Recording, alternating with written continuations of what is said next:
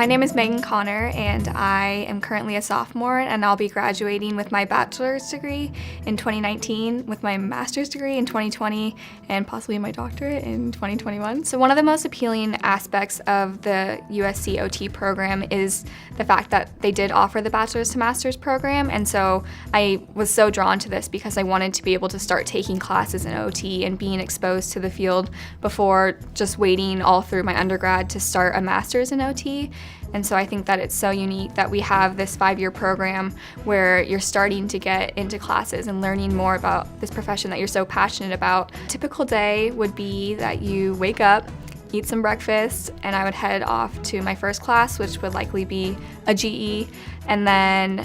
possibly another GE, and then an OT class. I would say it's about split half and half, usually during the semester, for how many OT classes and how many GE classes you're taking. So that kind of gives each student a lot of flexibility to decide which classes they want to take for their GEs, and even a lot of the OT classes can be spread out or divided based on the student's preference. So it gives a lot of flexibility. Going through the day, I have about 3 classes a day, and then I work in one of the buildings on campus, and then after that I'll kind of come back and try to get some work done, or depending on if I have an exam the next day. And then usually a nice thing about the program is that you have quite a bit of extra time. Usually in the evenings, a lot of the classes are offered in the morning or the afternoon, so that's a great opportunity to run to the gym with friends, or just to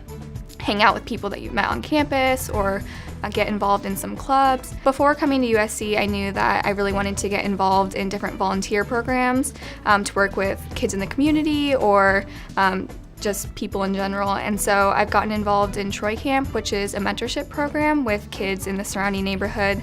as well as JEP, which stands for Joint Educational Project. And that's a program where the OT students actually in one of my classes were set into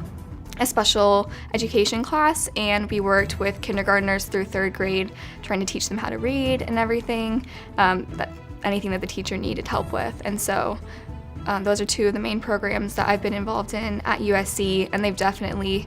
been so important to who I am as a USC student, but also as an OT student. And so I think that any volunteer programs can be really beneficial.